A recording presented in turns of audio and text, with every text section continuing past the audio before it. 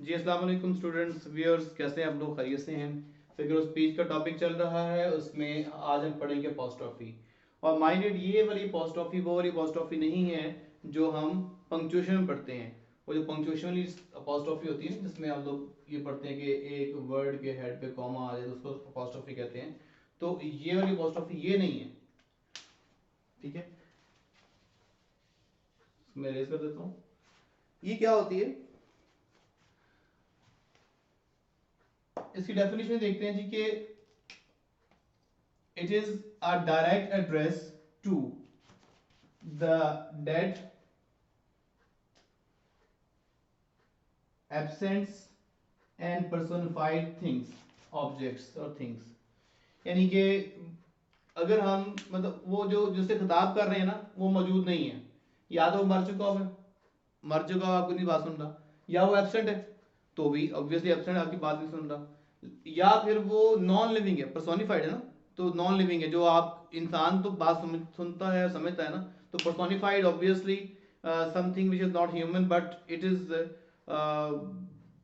Presented as human, as if they are human. तो या तो वो पर्सोनिफाइड फॉर्म में है, या वो एब्सेंट है, या वो डेड है। तो उसको ऐसे खिताब करना जैसे बिल्कुल सामने मौजूद है, उससे बातें करना, उसको अपने जेहन में लेके आके बात करना, और उससे एसोसिएट करना, फीलिंग्स को एसोसिएट करना, इस टेक्निक को हम अपोस्ट्रोफी कहते हैं। जैसे कि आपके सामने एग्जांपल्स हैं। ओ सॉलिट्यूड, ए तन्हाई, वेयर आर द चार्म्स, खूबसूरती कहाँ गई? ए तन्हाई, मैं तो बिल्कुल तन्हा हो गया, खूबसूरती जो है वो तो जाती रही। अब तन्हाई से बातें करना, obviously it is personified of here. Nobody, solitude can not listen to anyone ना। तो इसलिए ये पर्सोनिफाइड थिंग थी। अगर मैं कहता हूँ oh father I am missing you, अब हो सकता है कि उसके फादर की डेथ हो गई हो और वो कह रहा है कि अपने फादर से बात कर रहा है कि मैं तो मिस कर रहा हूँ। या हो सकता है कि उसके फादर जो हैं वो वहाँ मौजूद नहीं हैं और एब्सेंट है, तो इसलिए वो उनको जेम में लेके आके बात कर रहा है कि अब्बाजान मैं आपको मिस कर रहा हूँ इस वक्त। तो बहरहाल आइदर डेड और एब्सेंट।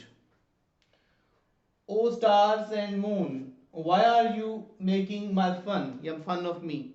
तो अब वो चांद से और तारों से बातें करता है।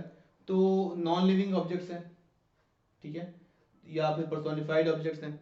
तो उनसे बात करते हुए उनके कहते मेरा मजाक क्यों उड़ा रहे हो भाई।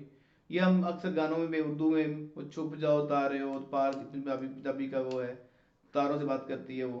तो ये इस तरह से। Oh death, I am in wait of you, ए मौत मैं तेरे इंतजार में हूँ। तो अब ये एक सिचुएशन में भी कोई कहता हो। तो बहरहाल ऐसी सिचुएशन में जब कोई डेड है, एब्सेंट है, पर्सोनिफाइड थिंग है, उससे खिताब करना जैसे कि सामने ही मौजूद हो और वो समझ भी रहा हो, इस टेक्निक को अपोस्ट्रोफी कहते हैं। और एक और बात का ख्याल रहे कि इसमें जब हम खिताब करते हैं तो एक्सक्लेमेटरी मार्क भी यूज किया जाता है। आपके सामने मैंने एक्सक्लेमेटरी मार्क को हाईलाइट कर दिया। तो आई होप कि आपको ये क्लियर हो गया होगा कि अपोस्ट्रोफी क्या होता है। जी नेक्स्ट है फिगर ऑफ स्पीच में यूफेमिज्म। पहले इसकी प्रोनाउंसिएशन देख लें, यूफेमिज्म, यूफेमिज्म। अच्छा, इसमें क्या होता है यूफेमिज्म में कि आप ऐसी डिस्क्रिप्शन है, ये डेफिनेशन देखें, the description of a disagreeable thing or situation if it is there by an agreeable name। यानी कि एक डिसएग्रीएबल सिचुएशन को एग्रीएबल नेम के साथ एग्रीएबल तरीके से, अच्छे तरीके से, शुगर कोटिंग वर्डिंग में, ये आसान अल्फाज में, शुगर कोटेड वर्डिंग में आजकल ये बड़ी टेक्निक यूज हो रही है। आमतौर पर टीचर्स को खास तौर पर कहा जाता है जी कि सर आपने बच्चे को कहना कुछ नहीं है, तो शुगर कोटेड, अगर डांटना भी है तो शुगर कोटेड होना चाहिए। तो बहरहाल that is the professionalism and the needs of professionalism.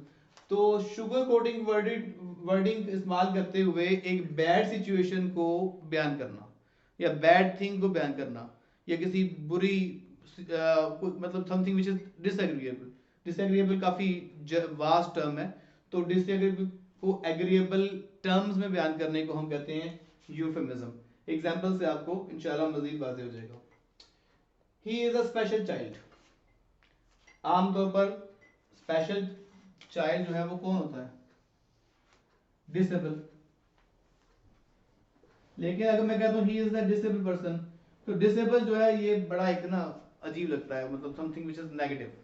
लेकिन स्पेशल चाइल्ड अगर कहा जाए इसको तो वो नेगेटिव नहीं रहता, वो उसकी मतलब एक पॉजिटिव कॉनोटेशन हो जाती है। ठीक है, तो ये है यूफेमिज्म। जैसे कि हम कहते हैं you are telling me a fairy tale, you are telling me a fairy tale. अब फेरी टेल वैसे तो परियों की कहानी है, लेकिन कितना अच्छा तरीका है ना बताने का। इसका मतलब पता है क्या है? इसका मतलब ये बनता है कि तुम मुझे झूठी कहानियां सुना रहे हो, तुम झूठ बोल रहे हो।